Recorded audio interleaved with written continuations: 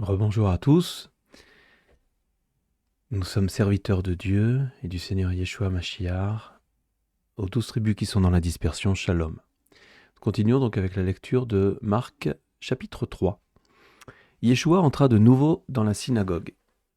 Il s'y trouva un homme qui avait la main sèche. Ils observaient Yeshua pour voir s'il le guérirait le jour du Shabbat. C'était afin de pouvoir l'accuser. Ça y est, on commence ici à accuser Yeshua pour le bien qu'il peut faire et voir s'il désobéit aux commandements des hommes, qui sont les traditions liées au jour du Shabbat.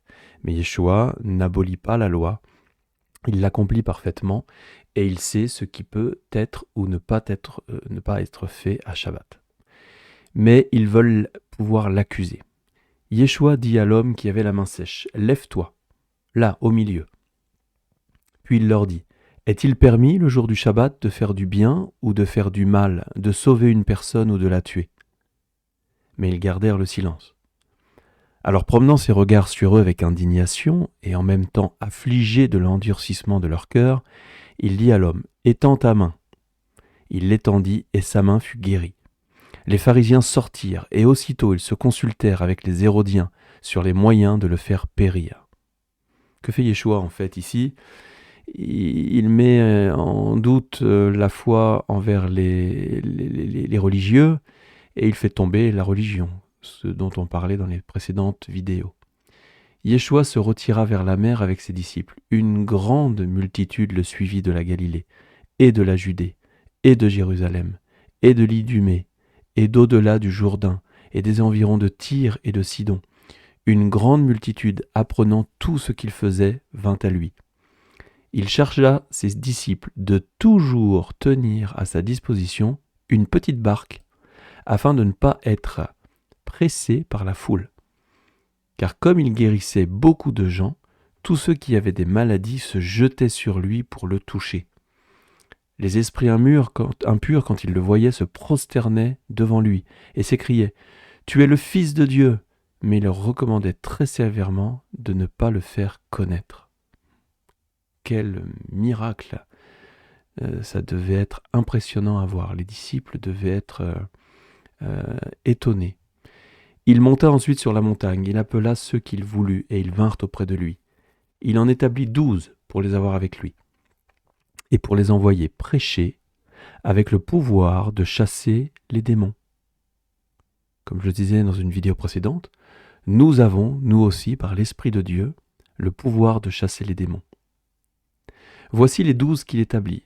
Simon, qu'il nomma Pierre, Jacques, fils de Zébédée, et Jean, frère de Jacques, auquel il donna le nom de Boanerges, qui signifie fils du tonnerre. André, Philippe, Barthélemy, Matthieu, Thomas, Jacques, fils d'Alphée, Thaddée, Simon le Cananite, et Judas Iscariote, celui qui livra Yeshua. Ils se rendirent à la maison, et la foule s'assembla de nouveau, en sorte qu'ils ne pouvaient pas même prendre leur repas. Les parents d'Yeshua, ayant appris ce qui se passait, vinrent pour se saisir de lui, car ils disaient « Il est hors de sens ». Vous connaissez la parole qui dit « Nul n'est prophète en son pays ». Et c'est vrai que même la famille de Yeshua ne comprenait pas ce qui se passait.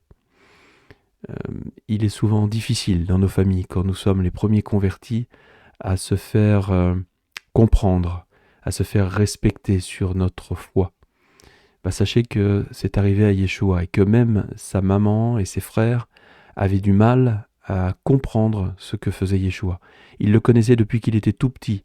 Il n'imaginait même pas quelle destinée il avait. Mais pour autant, voilà, la famille disait il est hors de sens.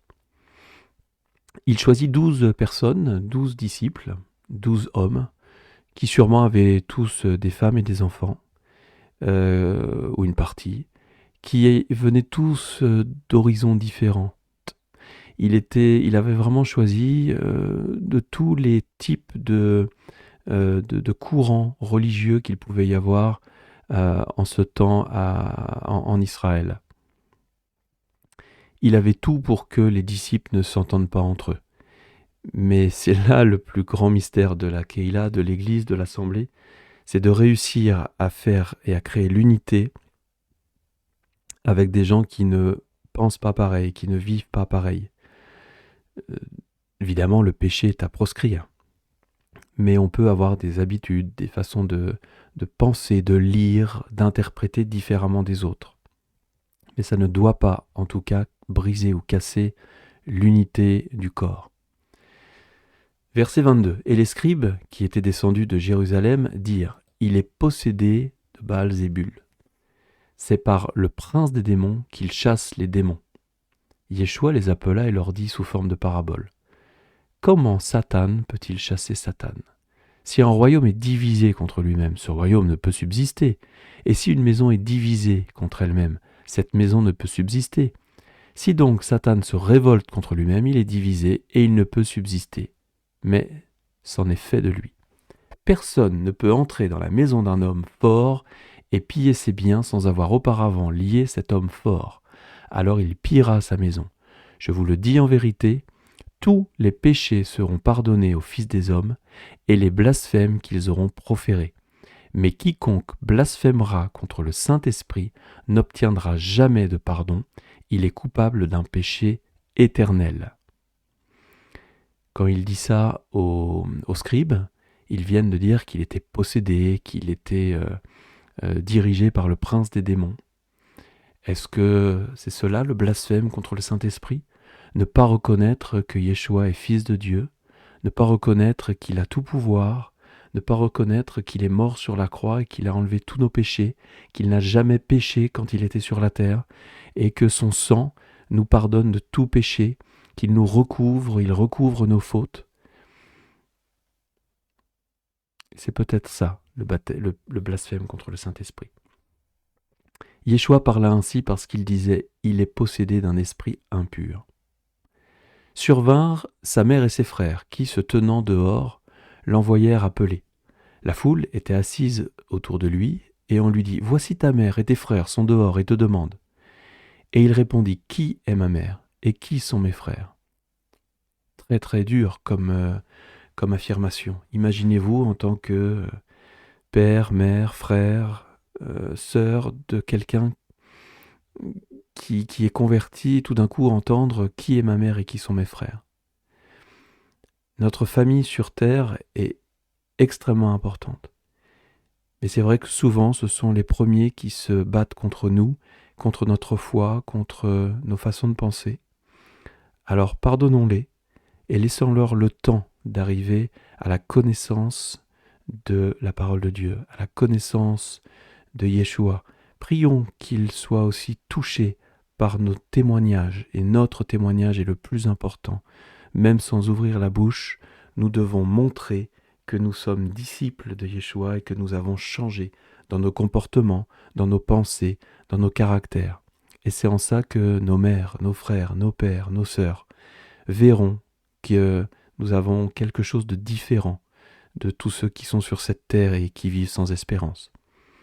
Verset 34. Puis jetant les regards sur ceux qui étaient assis autour de lui, « Voici, dit-il, ma mère et mes frères, car quiconque fait la volonté de Dieu, celui-là est mon frère, ma sœur et ma mère. » Donc tous ceux qui font la volonté de Dieu sont notre famille spirituelle, nos frères et sœurs, comme on le dit régulièrement dans nos milieux. Voilà, que ce texte, là aussi, nous permette de grandir, nous permette de comprendre comment pouvoir appréhender le prochain. Qui est mon prochain? On le verra dans les prochains textes.